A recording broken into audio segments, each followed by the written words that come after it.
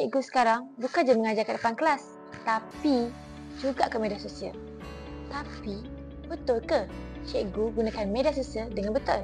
Di semua proses tersebut, maknanya untuk melibatkan murid dalam media sosial ini mesti melalui garis panduan itu, mesti dipatuhi. Jadi kalau tidak dipatuhi, ada aduan, kita boleh ambil tindakan. Ya, jadi garis panduan itu mesti dipatuhi oleh semua guru, dan sebab memang garis panduan itu adalah untuk yang bercakap tentang dan menyentuh soal maknanya murid-murid, penglibatan murid dalam media sosial guru-guru. Jadi kena patuh. Tindakan tegas itu tidak akan diambil. Mesti kita tak kompromi kalau dia tidak patuh pada garis panduan tersebut. YB Fadlina Siddiq, Menteri Pendidikan Malaysia berkata dalam ucapan beliau bahawa Kementerian Pendidikan Malaysia tidak akan berkompromi terhadap sebarang isu pelanggaran garis panduan pelibatan murid dalam media sosial. Dengan dunia digital, generasi Z sebenarnya memainkan peranan penting dalam media sosial. Kita sebenarnya tak nak privasi murid terganggu atau reputasi guru tercela.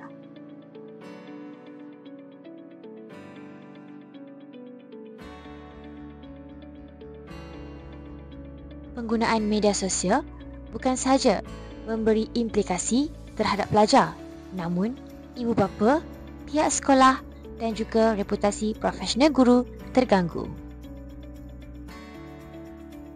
Bayangkan gambar korang tiba-tiba viral, tapi korang tak pernah setuju pun. Murid pun ada hak privasi tau.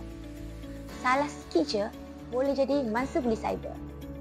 Dalam era globalisasi yang sebercanggih ini, media sosial bukan lagi sekadar alat hiburan. Ia kini menjadi alat penting dalam dunia pendidikan, terutamanya bagi guru dan pelajar. Pertama, media sosial memudahkan guru menyampaikan bahan pengajaran. Contohnya, melalui platform seperti guru boleh berkongsi nota, video pembelajaran dan aktiviti interaktif yang lebih menarik. Kedua, ia juga membantu interaksi dua hala antara guru dan pelajar. Media sosial membolehkan guru menjawab soalan, memberi maklum balas segera dan kekal berhubung walaupun di luar waktu kelas. Dan yang ketiga, media sosial juga dapat memperkaya pengalaman pembelajaran. Pelajar dapat akses pelbagai sumber global, berkolaborasi secara kreatif dan belajar dalam suasana yang menyeronokkan serta relevan dengan dunia mereka. Bapa boleh risau gambar anak mereka tersebar tanpa izin. Kalau jadi apa-apa, cikgu juga yang dipersoal nanti.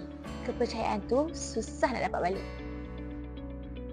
Golongan ibu bapa menyelar sikap segelintir guru yang didapati sengaja menggunakan anak murid sebagai kandungan untuk dimuat naik ke akaun laman sosial mereka demi mengejar populariti dan mendapat habuan peribadi.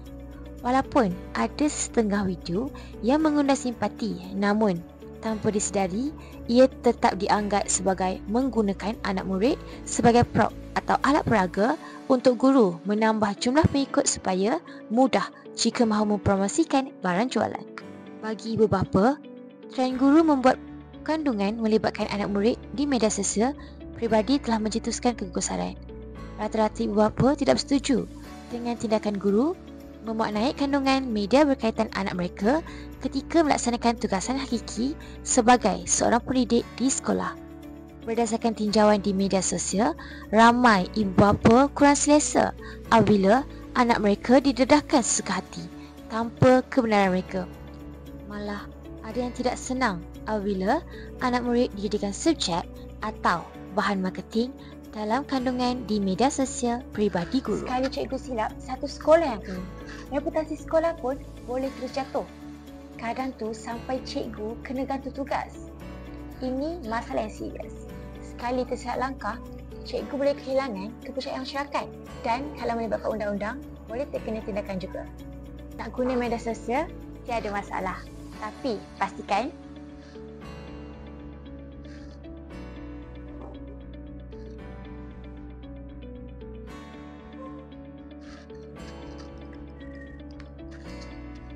cikgu sekarang bukan je pendidik, tapi juga digital leader.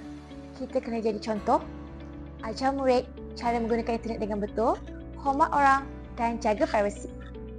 Media sosial tu alat, kita yang pilih nak guna untuk mudarat atau manfaat. Jom cari cikgu digital yang bertanggungjawab.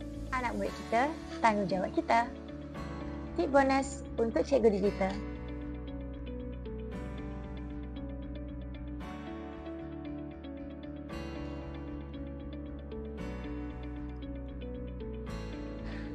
Semoga bermanfaat.